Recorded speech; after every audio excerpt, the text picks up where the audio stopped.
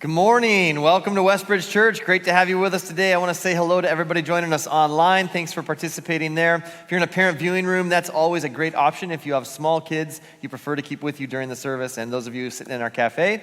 And a couple of quick things. We've been mentioning this for the last several weeks, but we've got Thursday night services coming up. And we've kind of created a little bit of a problem. There's been people who serve in serving teams on Sundays who go, sign me up, I'll switch to Thursdays. And so many people have done that, we actually need more help on Sundays. Kind of shot ourselves in the foot there, didn't we? And so if you're interested, if you're interested in serving anywhere and you're not serving currently on a serving team, between kids, whether it's Sunday or Thursday, we could use some help making sure that both our Sunday mornings are filled. And then as we launch Thursdays, I think we're set in the kids area with Thursday nights. Now we want to make sure both Sundays are covered. And so if you're interested in serving in any capacity to make sure that we can pull off this schedule, that would be great. And the whole reason we're doing this is because, obviously, we're running out of room.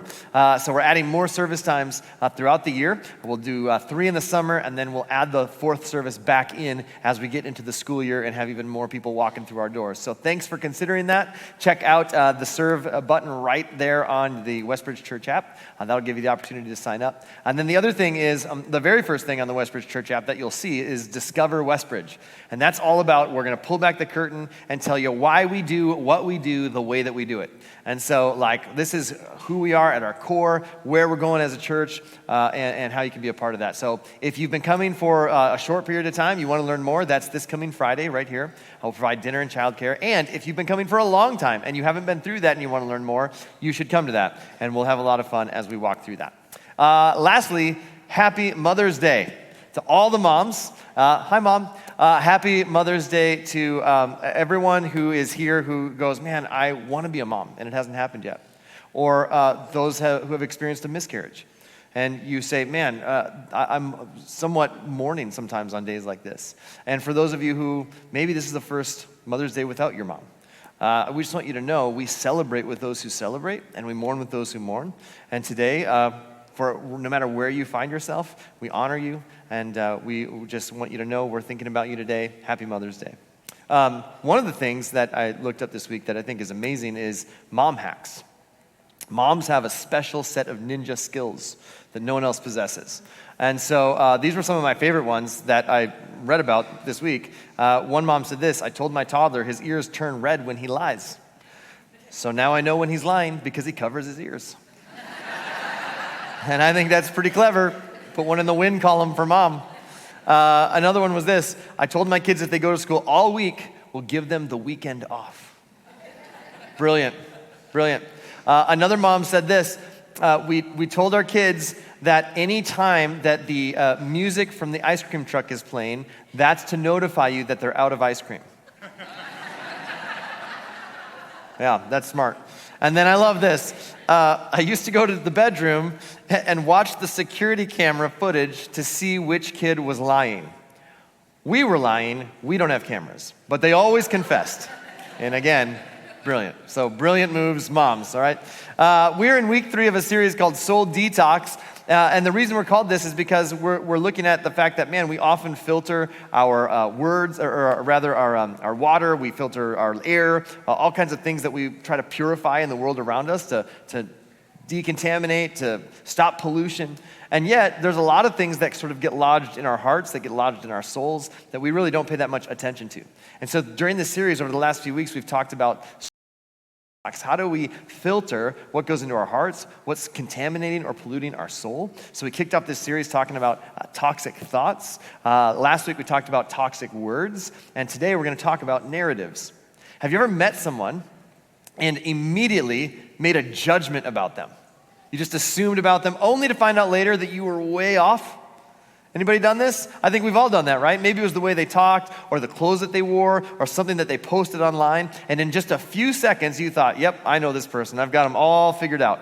And then you got to know them, and you're like, wow, I could not have been more wrong. I had no idea what was really going on behind the scenes. And it turns out we all have a habit of writing stories about people, narratives, without ever actually talking to them.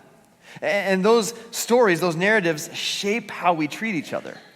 They shape the way that we view each other. But what if those narratives are wrong? What if they're not just inaccurate, but they're harmful to our relationships, harmful to our community, and really harmful to the way that we represent Jesus to the world around us? And so today we're going to talk about these stories that we tell ourselves about each other. And we're going to talk about why we do it and how it gets in the way of loving others well and what Jesus calls us to do instead. Because, let's face it, we all have a bunch of people that we interact with on a regular basis, right? And so, some of those people are a gift from God, and some of those people are a test from God.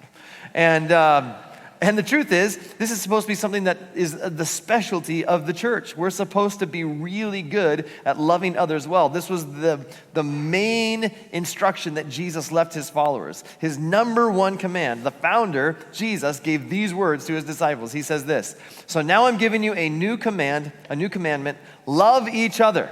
Not new in terms of words, new in terms of context. And then he would give the context. "Just as I have loved you, you should love each other. Your love for one another will prove to the world that you are my disciples."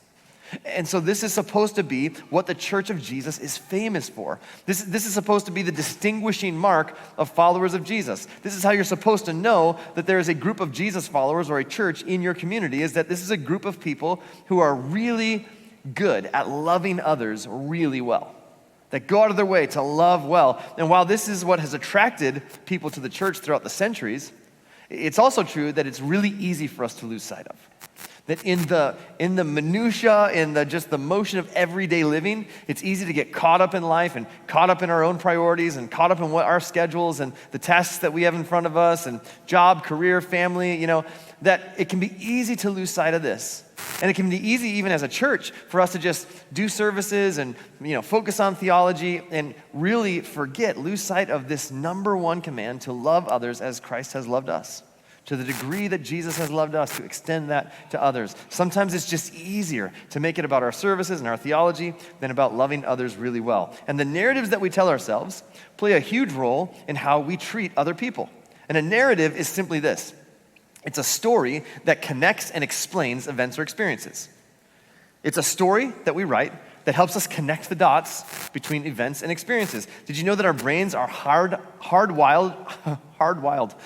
Words are hard.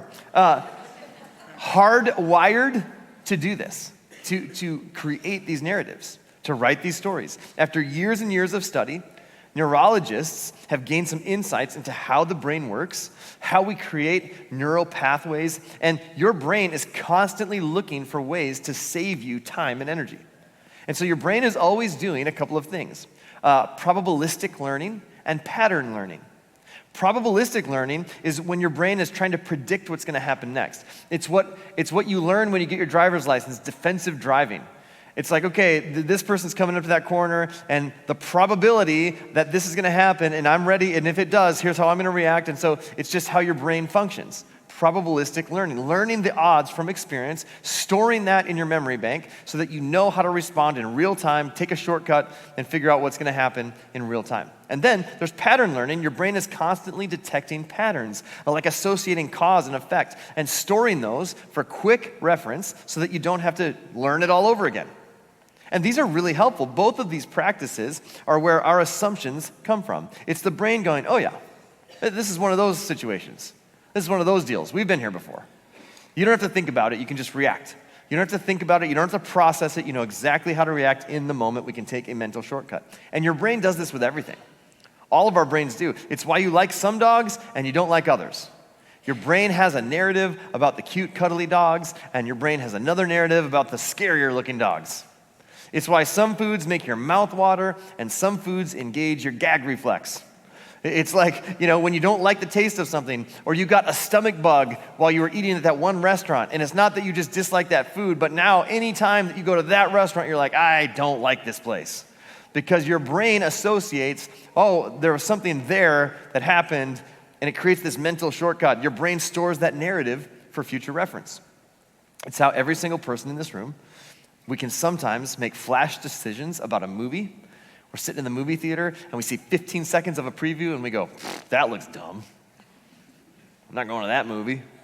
You haven't seen anything but 15 seconds, but your experience has told you those types of movies, not my cup of tea. You can hear 15 seconds of a brand new song, music that comes out, and you're like, skip, that's not for me, especially if it's country. Just me, okay, whoa, no here, my bad. You can just, maybe you're searching for a house on the market, or you're searching for a car, and you take one look at it and you go, that's not for me, that house isn't for me, not my car, that's just not for me. Your brain has already built a narrative about that thing. Your brain's going, oh, yeah, we know this, you don't have to think about that. Mental shortcut. The brain function, this ability that the brain has to do that, is massively helpful when it comes to ice cream flavors and dogs. And yet, these are not the only things that we create narratives about. We also create narratives about people. Just like with other things, our brains naturally try to make shortcuts for understanding other people. Now, it's like we've got a set of cue cards, right? And we've just got this cue card with information on it and a few data points, and I know you based on some of your data points in our brain, but we just got these talking points, these data points, and all the different types of people we've observed in the world. And anytime you come across one of those people, you're like, I got you pegged right here. I know who you are. And some of us have a whole Rolodex of these cue cards, right? Oh, you drive that car. Okay, cue midlife crisis guy. All right, yep, I got that. All right. Oh, you brought kale chips to the party. Okay, you're cue health nut person. Got it. Okay, yeah. All right. Oh, we do this with personality tests, right? Myers-Briggs or Enneagram, if you're familiar with Enneagram, right? The Enneagram, you're like, oh, you're an 8.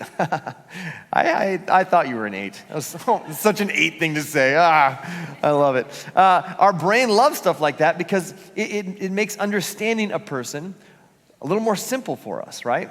Than it normally is. We do it with locations. Oh, you're from Minnesota. You probably love tater tot hot dish, don't you know? Where are you from? Oh, you're from the South. Oh, yes, okay, yeah. Biscuits and gravy, all right, yeah. Oh, you're from California. Oh, Canada, eh? Oh. We do it with shallow things. A person's clothes, what they wear, the car they drive, the house that they live in, whatever their favorite sports teams are, their social media account, their just ordinary preferences, their favorite restaurant. You like caribou. Oh, you're a Starbucks person. Oh, got it. Okay, write that down. And we have these data points, and we're tempted to do the exact same thing with more serious categories.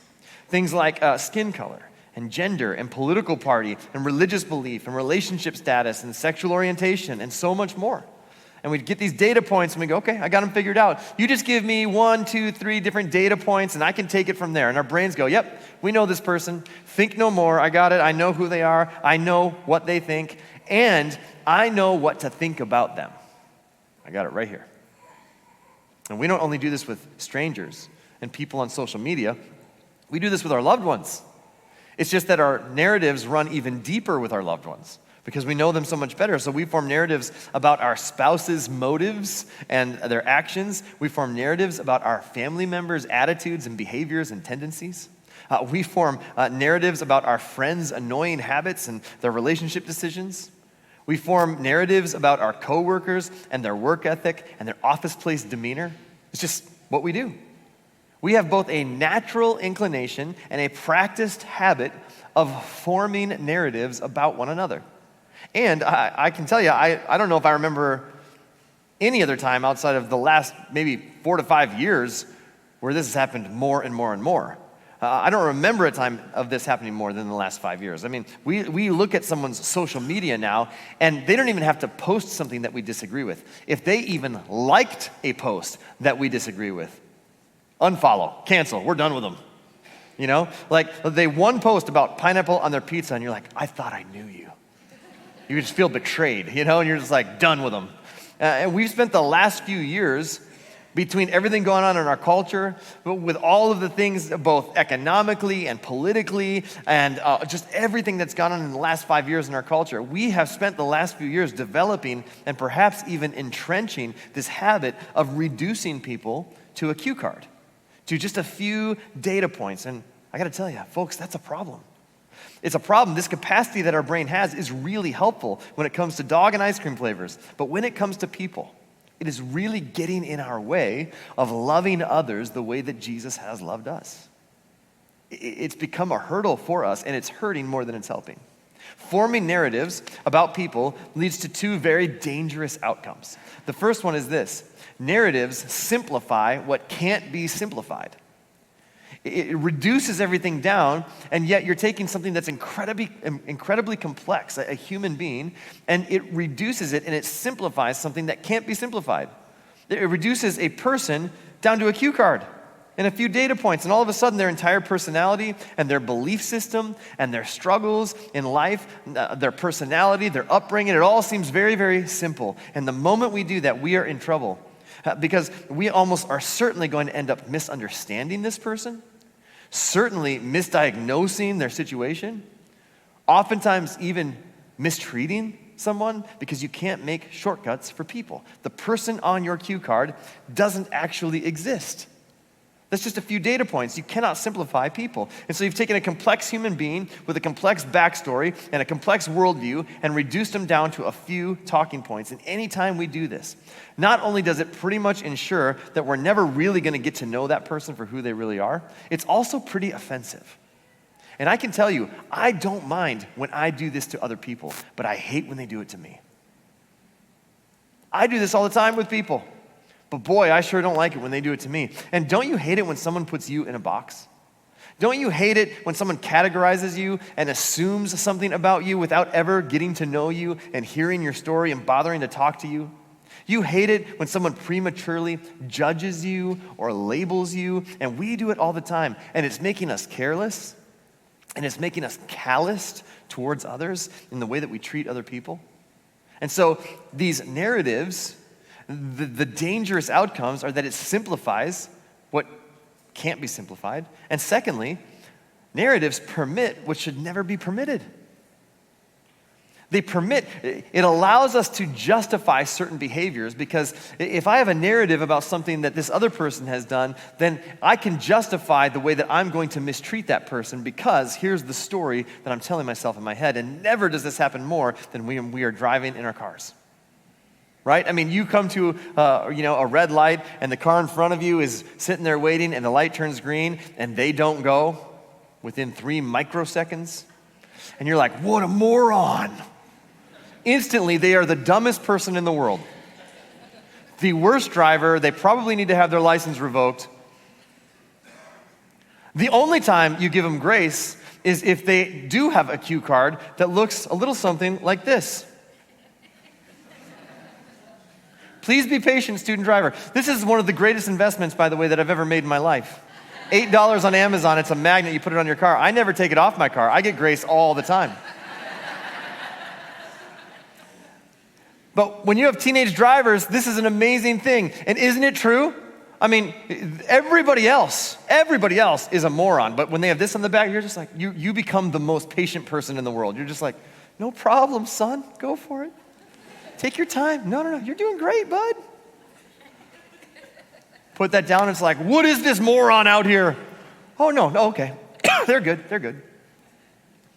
What if we had these that we could just wear all the time that said, grieving, mourning, I'm going through some mental health crisis right now. Like, what if we could actually just have a magnet that we wore around all the time that could sort of let people know, little extra grace required during this season. But we can't do that. And so instead, we write a story that justifies our ability to treat people in a way that we shouldn't treat people, because we've written a story, a narrative in our minds. And it permits what should never be permitted. You voted for who? You believe in what? You're going to act like how? You look like you're from where? Oh, I know you. I got you right here. I got you right here on the cue card. And you're standing in the world, or at least in my world, your position in the world, and at least how I view you, it's already set. It's already been established. And that's how, in a moment, we give ourselves permission to disrespect and to insult and to ignore and exclude and mock and devalue and abandon and neglect and attack, and not just individually, but across the world, across the United States, to rob or excommunicate or go to war against, because we can write a narrative about that country or that neighborhood or that person or that group of people. And well, here's the story, and it justifies me behaving in a way that should never be permitted. This is exactly what narratives are doing to us as families, as friends, as communities, and unfortunately, even between people who are brothers and sisters in Christ. And I can tell you, a narrative-driven family is an unhealthy family. And a narrative-driven marriage is an unhealthy marriage. A narrative-driven friendship is an unhealthy friendship. A narrative-driven workplace is an unhealthy workplace. A narrative-driven community is an unhealthy community. And so we need to do our part as followers of Jesus to practice an alternative way of relating to each other, of seeing each other. And if we don't, we're going to continue to simplify what cannot be simplified, and we're going to continue to permit what should never be permitted. And what's at stake for followers of Jesus is that we will never be known for what Jesus wants us to be known for. That we love others well, to the degree that Jesus has loved us, that we extend that same love to others. Because it is impossible to love others like Jesus has loved us while having a narrative-driven approach to our relationships and to the way that we interact with people. And so, for just a few minutes, let's take a look at the life of Jesus, and let's see how he treated people and how he saw people, because even just a casual observance of any of the stories of Jesus that you find in the scriptures will reveal this. Jesus always operates outside the narratives. Jesus always operates outside the narratives. In one particular story, Luke records this story for us, there is a tax collector named Zacchaeus. Now, one thing you should know, tax collectors in the first century Roman Empire, Jewish tax collectors were hated by both the Romans and their fellow Jews because they worked for the Romans. The Romans were simply using them, and then they were allowed to collect taxes, and the Romans didn't really regulate that. And so they would collect way more taxes than necessary and line their own pockets at the expense of their fellow countrymen. So no one liked tax collectors. In fact, they were really outcasts. They only hung out with other tax collectors. And it would be really kind of it would be unclean to cross the threshold of a tax collector's door. To have dinner with a tax collector you would be considered unclean. You couldn't go to the temple for 7 days. You'd have to go through ceremonial cleansing if you wanted to go back to the temple. And so it's really a big deal. And there's one particular tax collector named Zacchaeus. And if you are anything like me, if you grew up in any type of church Bible camp, you might have learned a song about Zacchaeus. Zacchaeus was a wee little man, and a wee little man was he. Fun little song. The truth is, Luke tells us that Zacchaeus was short of stature. And so Jesus has traveling around, and he's got these crowds that follow him. And as he does, he's coming around Zacchaeus' way, and Zacchaeus, we're told, climbs a sycamore tree to get a look at Jesus. Maybe even to hide a little bit because he knows that the way that he's been living isn't exactly the thing that Jesus has been preaching. And so he's been lining his own pockets, really stealing from his fellow countrymen. And all of a sudden, Jesus is passing by, and Zacchaeus is in the sycamore tree, and he's looking at him. He's kind of like, okay, I got to see Jesus, great, check that box. And here's what happens. Luke tells us that Jesus looks up into the tree and he says, Zacchaeus, come down immediately. I must stay at your house today. Talk about divine confidence. Just invite yourself over, okay? And all of a sudden, Zacchaeus is blown away. This is not how anybody saw this going. Jesus always operates outside of the narratives. Everybody else goes, no, this is how it functions. Jesus, you would not go into the house of a tax collector. You don't even cross that threshold. You certainly don't dine with them. To eat dinner with someone, to hang out with them would be to suggest friendship, relationship. There's a certain level of intimacy to that. And Jesus says, I'm coming over to your house. And it so radically changed Zacchaeus that he actually paid back everyone he had stolen from and then donated 4 times as much. His heart was totally changed because Jesus operates outside of the narratives. There's another story in John chapter 8 where Jesus is teaching outside of the temple courts. And a bunch of men bring a woman to Jesus and they say, Jesus, she was caught in the act of adultery and the law says she should be stoned to death. We brought her to you, what do you say? And they're trying to catch Jesus into saying something that they can use against him. And Jesus has the most brilliant response. He says this, let any one of you who is without sin be the first to throw a stone at her. He says, okay, go for it.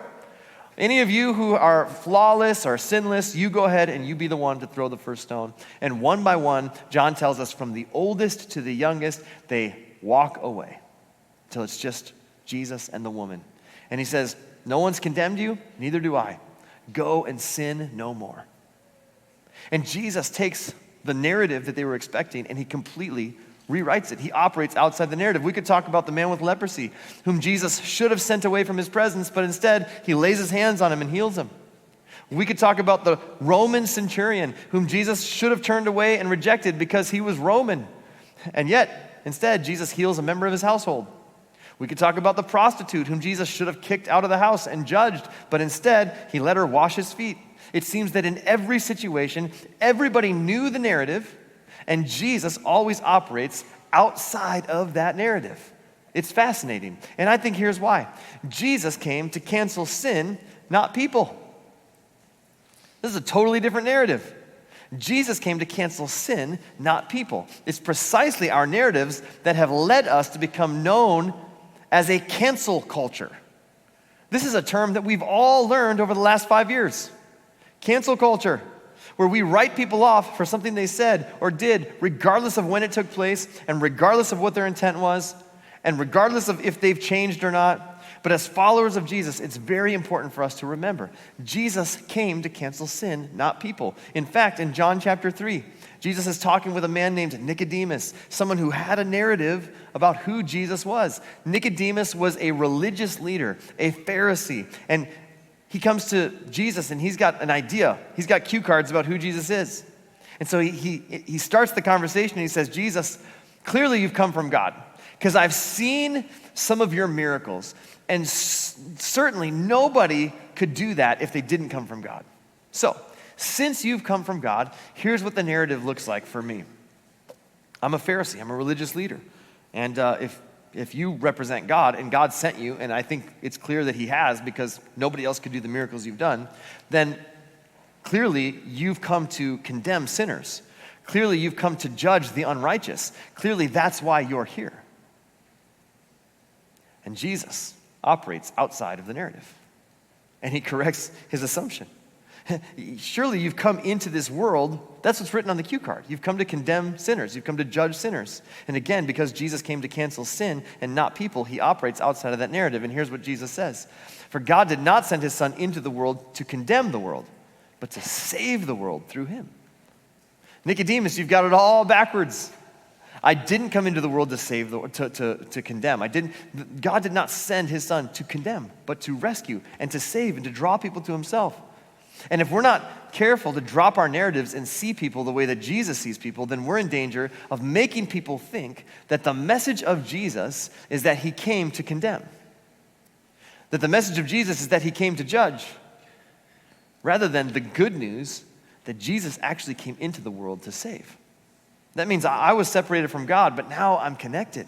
I was carrying a weight of guilt and shame, but the sacrifice of Jesus on the cross provides forgiveness of sins once and for all. In fact, the Apostle Paul, who was a guy that became a follower of Jesus and started churches all around the Roman Empire, he would write letters back to the churches, and much of what we have in the scriptures, what we call the New Testament, are these letters that Paul wrote. As he's writing, describing this to a group of people in Corinth, he puts it in these words. He says, this means that anyone who belongs to Christ has become a new person. The old life is gone, a new life has begun. In other words, whatever was written on the cue cards before you came to Jesus, done. That's not how God sees you. That's not how Jesus sees you. This is why we celebrate baptism. The old is gone, and a new you is born. Brand new life.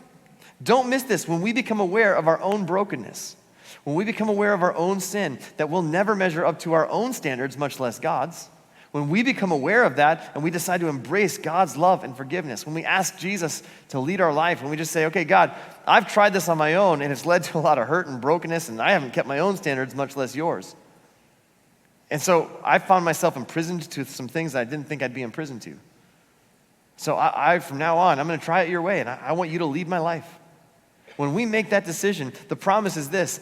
In that moment, by God's amazing grace, we are made brand new. The old is gone, brand new you. In other words, we're no longer defined by what we've done, but rather by who we have become. So you can see why it's dangerous to write a story in our minds about people who are created in God's image, about people who God has rewritten the narrative in their life.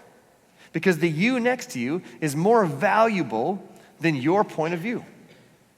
The you next to you is more valuable than your potentially flawed data points that might be outdated, that don't paint the whole picture, that simplify what can't be simplified.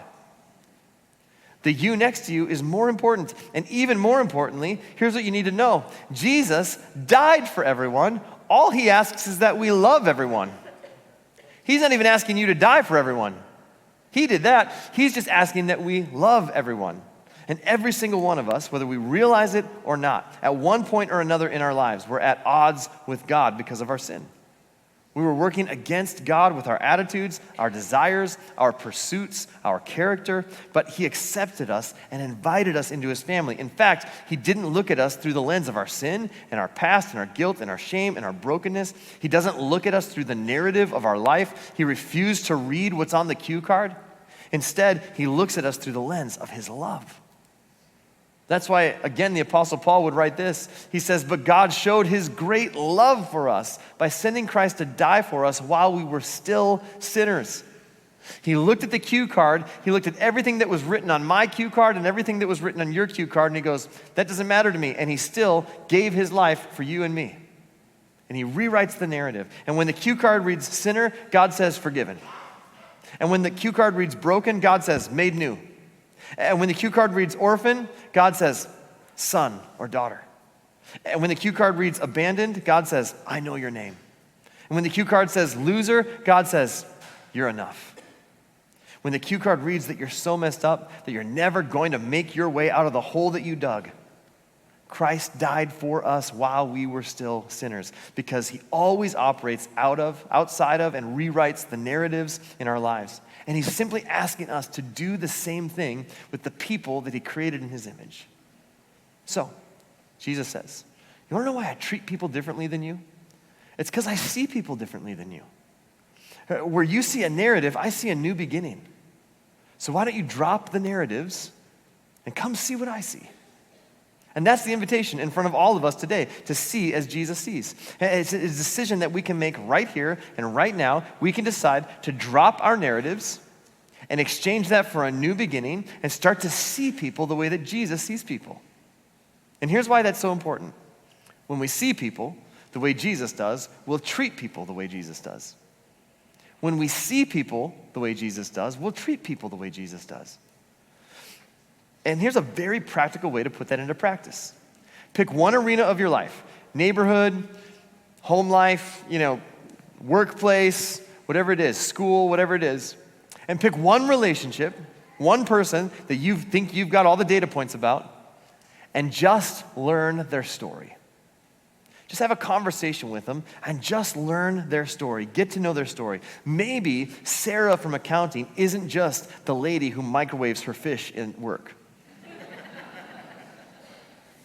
Chances are there's more to your neighbor than the guy that's obsessed with garden gnomes, right? Because when we know their story, it's very difficult to reduce them to a narrative, and it will keep us from categorizing them and putting them in a box and reducing them to a cue card. It will help us to see people the way that Jesus sees people. And if you're a follower of Jesus, we must do this.